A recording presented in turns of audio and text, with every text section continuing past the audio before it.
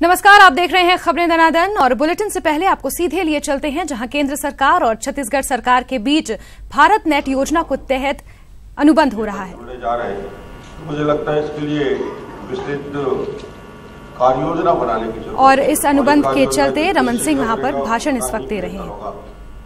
आज मैं चाहूंगा कि मुख्य सचिव की अध्यक्षता में एक कार्यकारी समूह का गठन और सभी विभाग के सचिव उसके सदस्य होंगे। इलेक्ट्रॉनिक और सूचना प्रौद्योगिकी विभाग के प्रमुख सचिव उसके सदस्य सचिव की भूमिका रहेंगे और ये 3-4 महीने में नेटवर्क यूटिलाइजेशन प्लान और कॉन्टैक्ट डेवलपमेंट प्लान, ये 2 विषय पे डिटेल 3 महीने और ज़्यादा से ज़्यादा 4 महीने में ये पूरा के पूरे प्लान प्रस्तुत करेंगे।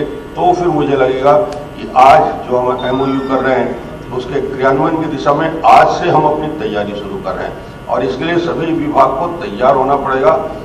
बिल्कुल अंतिम व्यक्ति तक लाभ मिले। जो चीफ सेक्रेटरी बता रहे थे कि आखिरी व्यक्ति को इस नए युग के नए टेक्नोलॉजी के साथ, हमारी कनेक्टिविटी के साथ, जब हम कनेक्टिविटी की बात करते थे तो आज से 5 साल पहले बहुत ज़्यादा होता था कि road connectivity, rail connectivity, air connectivity.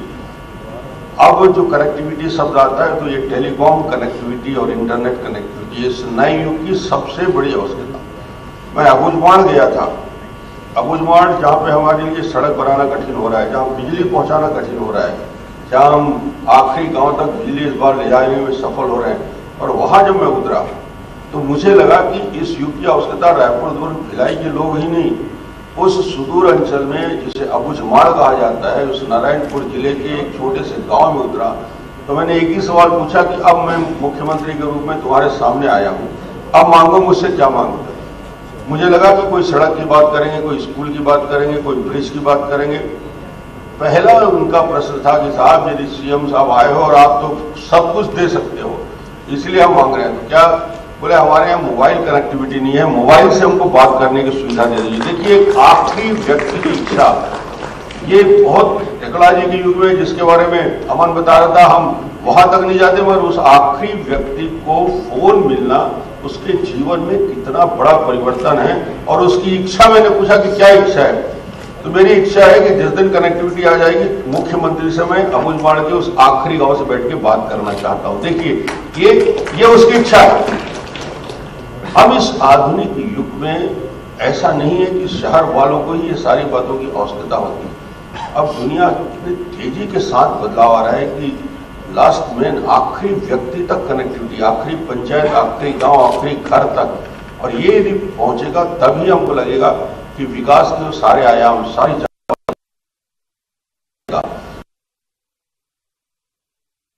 जितने भी अलग अलग प्रकार से हम योजनाएं बनाते हैं, उसके प्रारूप बनाते हैं, उसके एप्लीकेशन के प्रारूप बनाते हैं, उनको भेजने में खर्च होता है, वो सारे उसके मोबाइल पे रहेगा, सारे उसके पंचायत के इंटरनेट से वो कनेक्ट होगा। और मुख्यमंत्री उस दिन का भी इंतजार कर रहा है कि 10,000 गांव से मेरी वीडियो कॉन्फ्रेंसिंग हो जाए और हर पंचायत के सचिव से और सरपंच से मैं बात कर सकूं। हमारे लिए यही एक आवश्यकता है जो एक बड़ा चमत्कार इस छत्तीसगढ़ के अंदर लाएगा।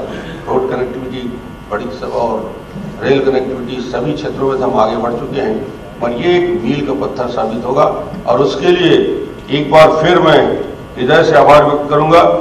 मनोज सिन्हा साहब ही ऐसे व्यक्ति हैं जिनकी क्षमता थी कि समय से छत्तीसगढ़ को प्राथमिकता में देकर, जैसे हमने कहा, ये मेरे पुराने मित्र हैं, हम दोनों केंद्र में मंत्रिमंडल में साथी रहे, साथ में इनके बहुत काम किया है और ये मेरे बहुत अच्छे मित्र के हैसियत से भी केंद्र में मंत्री और सरकार कैसे काम कर रही है तेजी के साथ, उसका उदाहरण है मनोज सिन्हा जी। जो काम करते हैं, जो कार्यशैली उन्होंने बनाई है, पूरे हिंदुस्तान की चुनौती को लेकर चल रहा है। मैं उन्हें हृदय से आभार व्यक्त करता हूँ, धन्यवाद देता हूँ। आप आए हैं, निश्चित रूप से छत्तीसगढ़ के लिए एक शुभ संकेत और एक अच्छे MOU की प्रस्ताव लेकर आए हैं। आपको मैं बहुत बहुत धन्यवाद देता हूँ। कार्यक्रम को आगे बढ़ाते हुए आदरपूर्वक आमंत्रित करना चाहेंगे हमारे आज के कार्यक्रम के मुख्य। और अब खबरें दनादन अंदाज में। ग्वालियर में साढ़ा के पूर्व अध्यक्ष के भतीजे के अपहरण की कोशिश की CCTV फुटेज सामने आई है, जिसमें साफ दिख रहा है कि अपराधी दिव्यांश के अपहरण की कोशिश कर रहे हैं। दिव्यांश को पकड़ने के लिए 2 अपराधी उसके पीछे दौड़ रहे हैं। गुना में आलू से भरा ट्रक पलटा। इस हादसे में ड्राइवर समेत एक महिला की मौत हो गई। बेटे को छोड़कर वापस लौट रहे थे दंपत्ति। कार में दबने से पत्नी और ड्राइवर की मौत हुई है, जबकि पति की हालत गंभीर बताई जा रही है। NH3 की ये घटना है। खरगोन के चांदनीपुरा में पति ने पत्नी से विवाद के बाद घर में आग लगा दी, जिसके बाद पत्नी और बेटा झुलस गए, जिन्हें गंभीर हालत में इंदौर रेफर किया गया है। घटना के बाद पति ने भी फांसी लगाकर खुदकुशी कर ली। रतलाम में इप्का कंपनी के ऑडिटर ने गुजरात लॉज में फांसी लगाकर खुदकुशी कर ली। बता दें कि आंध्र प्रदेश का रहने वाला था मृतक टी पवन कुमार। बालाघाट में कान्हा टाइगर रिजर्व की किसली रेंज में बाघ ने 5 माह के शावक का शिकार किया। T59 का बताया जा रहा है शावक। सतना में कोहरे के चलते वाहन आपस में भिड़ गए, जिससे एक व्यक्ति की मौत हो गई, जबकि करीब 12 लोगों को चोटें आई हैं। भिंड के मेहगांव में घने कोहरे के चलते बाइक सवार की टक्कर सामने आ रही है। मैजिक गाड़ी से हो गई हादसे में बाइक सवार युवक की मौके पर ही मौत हो गई। उज्जैन के झलारिया मठ में बीजेपी की 2 दिनी कार्यशाला का आयोजन आज से है। मिशन 2018 को लेकर बीजेपी यहां मंथन करेगी। इंदौर में दवाई फैक्ट्री में आग लग गई, जिसके बाद फैक्ट्री में सो रहे करीब 30 मजदूरों को सुरक्षित निकाला गया। बैतूल में आयोजित एक कार्यक्रम में बीजेपी के राष्ट्रीय महासचिव कैलाश विजयवर्गीय को नागरिक आपूर्ति निगम के अध्यक्ष ने आइटम बोल दिया। हितेश बाजपेयी हालांकि अपने संबोधन में कैलाश विजयवर्गीय की तारीफ कर रहे थे, लेकिन आइटम बताने का मकसद क्या था, इस पर सवाल उठ रहे हैं। हरदा पहुंचे बीजेपी के राष्ट्रीय महासचिव कैलाश विजयवर्गीय ने सीएम शिवराज सिंह चौहान की जमकर तारीफ की। बीजेपी नेता का कहना था कि शिवराज सरकार ने किसानों के हित में कई काम किए हैं। इसके साथ ही कैलाश विजयवर्गीय का मानना था कि एमपी में एक बार फिर से बीजेपी की सरकार बनेगी।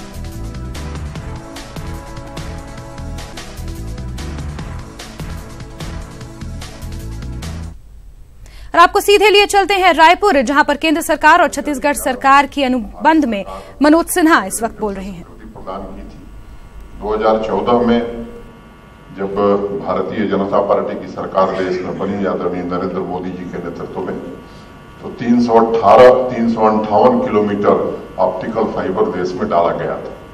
और पिछले 3-3.25 वर्षों में आज 2,54,000 ऑप्टिकल फाइबर भारत सरकार ने देश के विभिन्न गांवों में पहुंचाया है।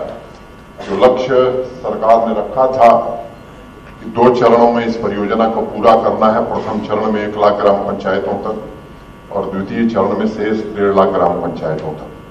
31 दिसंबर 2017 को प्रथम चरण को पूरा करना था और वो 28 दिसंबर को ही 1 लाख ग्राम पंचायतों तक हम लोगों ने सेवाएं पहुंचा दी हैं और भारत नेट परियोजना प्रथम चरण की पूरी हो गई।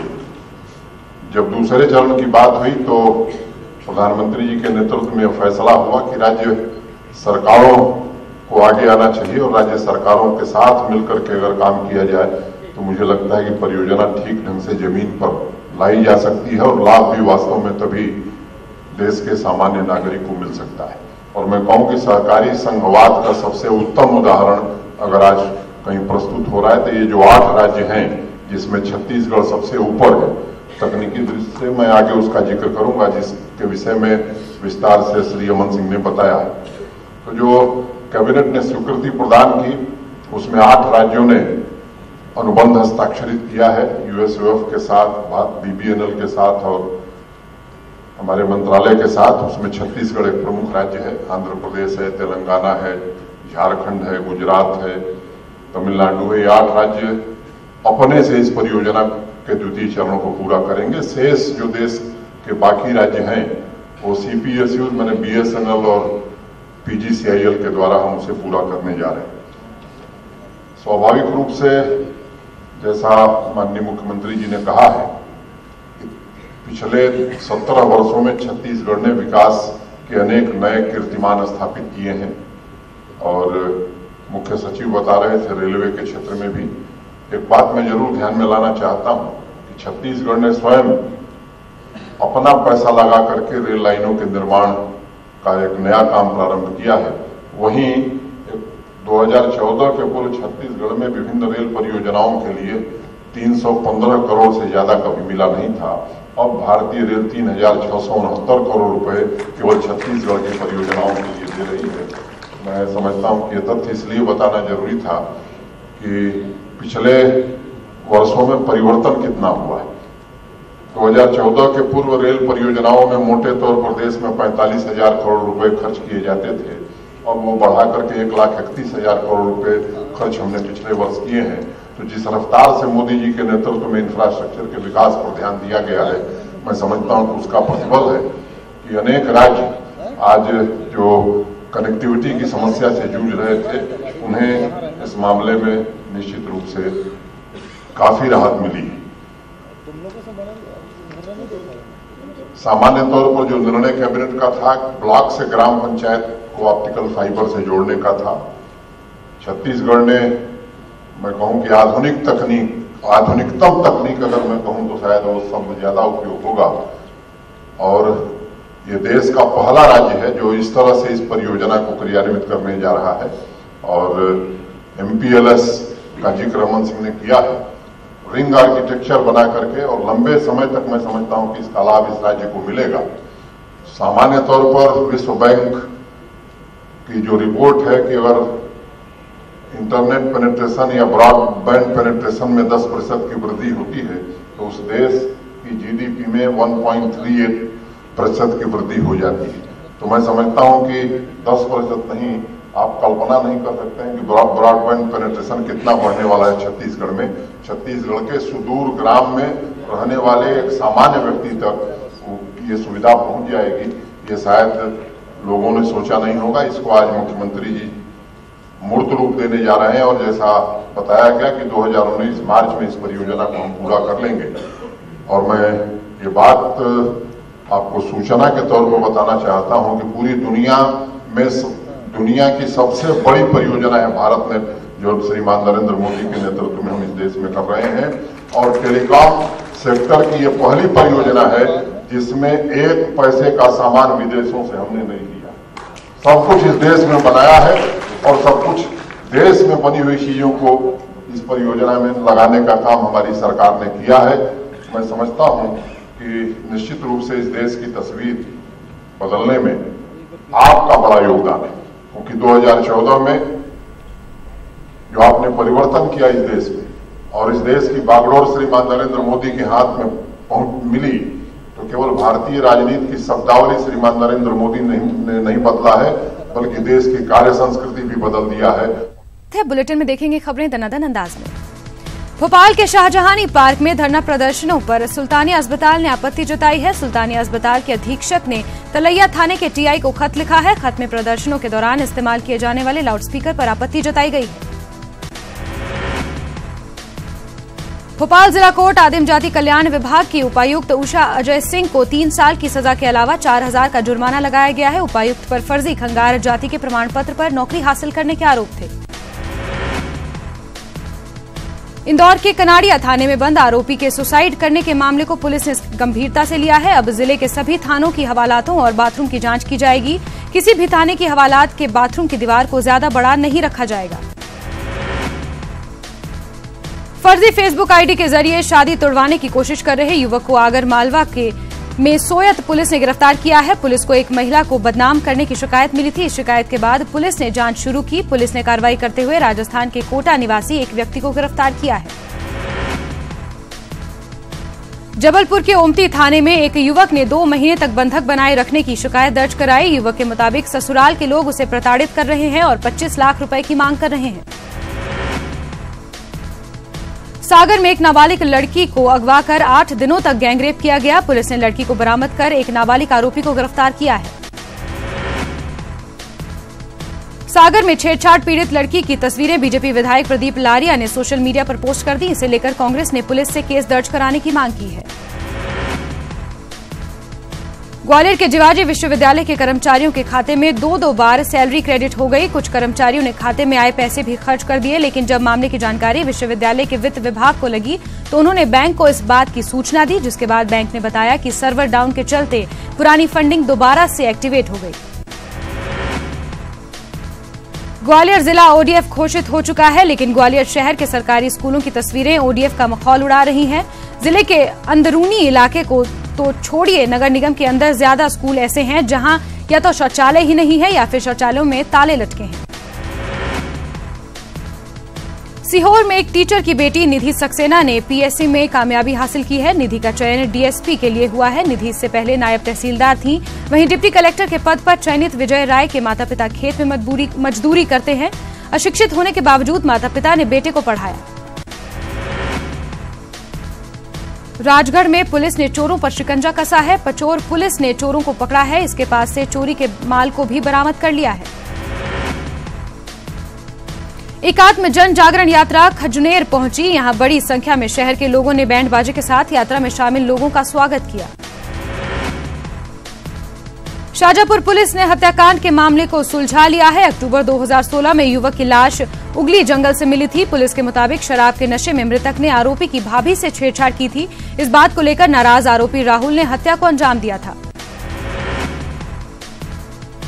शाजापुर पहुंचे अफगानिस्तान के राजदूत मोहम्मद शाहिद अब्दाली की गर्मजोशी से स्वागत किया गया। शाहिद अब्दाली ने कहा कि पिछले 15 सालों से भारत अफगानिस्तान की मदद कर रहा है।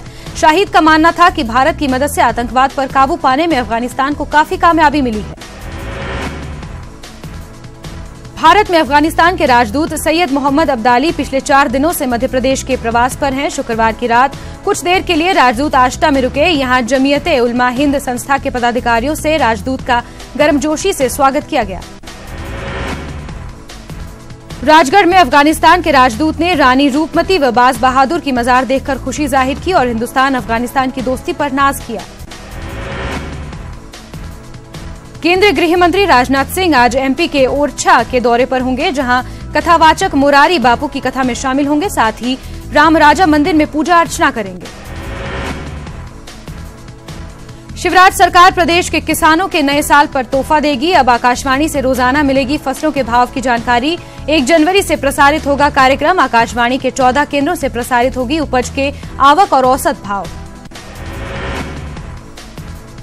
सीएम रमन का बिलासपुर दौरा आज। मस्तूरी में अमर शहीद वीर नारायण सिंह के बलिदान दिवस में आयोजित कार्यक्रम में होंगे शामिल। बलौदा बाजार में सीएम रमन सिंह आज गुरु घासीदास जयंती कार्यक्रम में शामिल होंगे और आम सभा को संबोधित करेंगे। सत्तामी समाज को साधने की कवायद हुई तेज। कांग्रेस प्रदेश प्रभारी पीएल पुनिया आज शाम पहुंचेंगे रामपुर। गुरु घासीदास जयंती समारोह में करेंगे शिरकत। छत्तीसगढ़ कांग्रेस को लगा तगड़ा झटका। 22 साल पार्टी में रहने के बाद पूर्व सांसद देवव्रत सिंह ने दिया इस्तीफा। कांग्रेस के पूर्व सांसद देवव्रत सिंह के पार्टी से इस्तीफे पर नेता प्रतिपक्ष टीएस सिंहदेव ने कहा कि उन्हें पार्टी में वापस लाने की कोशिश की जाएगी। दंतेवाड़ा में नक्सलियों का तांडव। सड़क निर्माण में लगे 6 वाहनों को किया आग के हवाले। माओवादियों की तलाश में जवानों ने चलाया सर्चिंग अभियान। दंतेवाड़ा की पीड़िया पहाड़ी पर सीआरपीएफ ने नक्सली कैंप ध्वस्त किया। रोजमर्रा उपयोग की चीजें बरामद की हैं। जगदलपुर के दरभा और उसके आसपास के इलाके में नक्सली बड़ी तादाद में देखे गए हैं। सूत्रों से मिली जानकारी के मुताबिक करीब 200 की संख्या में नक्सली किसी अप्रिय घटना को अंजाम देने की फिराक में नक्सली यहां सक्रिय हैं। रायपुर में 40 लाख की फिरौती मांगने के 2 आरोपी गिरफ्तार। आजाद नगर इलाके से हुई गिरफ्तारी। लापता बुजुर्ग की जानकारी देने के एवज में मांगी थी फिरौती। राजनांदगांव में जम्बूरी सम्मेलन के दौरान हादसा। चक्कर खाकर गिरने से हुई छात्रा की मौत। मुंगेली जिले के धान खरीदी केंद्रों से धान की चोरी की शिकायत के बाद पुलिस ने कार्रवाई करते हुए आरोपी चोर को गिरफ्तार कर लिया है। बस्तर विश्वविद्यालय के उपाधि प्रकोष्ठ के कक्ष में करीब 17,000 डिग्रियां धूल खा रही हैं। इन्हें यूनिवर्सिटी पिछले 5 से 6 सालों में बांट नहीं पाई है। मामला उजागर होने के बाद यूनिवर्सिटी प्रबंधन अब परेशानी से बचने के लिए संबंधित कॉलेजों को डिग्री बांटने का काम सौंपने की तैयारी कर रहा है। रायपुर कोरियर कंपनी के नाम पर अलग अलग व्यापारियों से 90 लाख की ठगी करने वाले एक आरोपी को पुलिस ने गिरफ्तार कर लिया है। बता दें कि आरोपी सुनील कुमार ने सिटी एक्सप्रेस कोरियर कंपनी की फ्रेंचाइजी देने के नाम पर ठगी की। भोपाल में गेस्ट टीचर्स ने अपना धरना खत्म कर दिया है, लेकिन मांगे पूरी नहीं होने पर सीएम के बुधनी में आंदोलन की बात कही है। कांग्रेस ने सत्ता में आने पर गेस्ट टीचर की मांगे पूरी करने का वादा किया है। भोपाल में आंदोलन कर रहे अतिथि शिक्षकों से नेता प्रतिपक्ष अजय सिंह ने मुलाकात की। इस मौके पर अजय सिंह ने सरकार पर निशाना साधा। नेता प्रतिपक्ष अजय सिंह ने कहा कि विधानसभा में चुनाव में कांग्रेस सिफारिश कराने और नेताओं के बीच पकड़ वाले दावेदारों को टिकट नहीं देगी। खरगोन में बबलई गांव में झोलाछाप डॉक्टर के गलत इलाज से एक युवक की मौत के बाद ग्रामीणों ने डॉक्टर के घर के बाहर शव रखकर प्रदर्शन किया। पटवारी भर्ती परीक्षा में प्रशासन की लापरवाही से एक दिव्यांग छात्र का भविष्य अंधकार में डूब गया है। आधार कार्ड रहते हुए भी छात्रा को परीक्षा में नहीं बैठने दिया गया। देवास में कन्नौज जनपद पंचायत में लगी गांधी प्रतिमा प्रशासनिक लापरवाही के चलते धूल खा रही है। कांग्रेस ने इस पर सवाल खड़े किए हैं। ग्वालियर पुलिस ने नशे के शातिर सौदागर विनोद राठौर को गिरफ्तार किया है। दिव्यांग विनोद के कब्जे से पुलिस ने 1 लाख रुपए का गांजा भी बरामद किया है। जबलपुर जिला प्रशासन के नए साल में होने वाले जश्न को शांतिपूर्वक कराने की व्यवस्थाएं कर ली हैं। कलेक्टर ने इसके लिए अधिकारियों को निर्देश दिए हैं। ग्वालियर पुलिस ने डकैती की योजना बना रहे 5 बदमाशों को गिरफ्तार किया है। इनके पास से हथियार और कारतूस भी बरामद किए हैं। और इस बुलेटिन में फिलहाल इतना ही। दीजिए इजाजत। नमस्कार।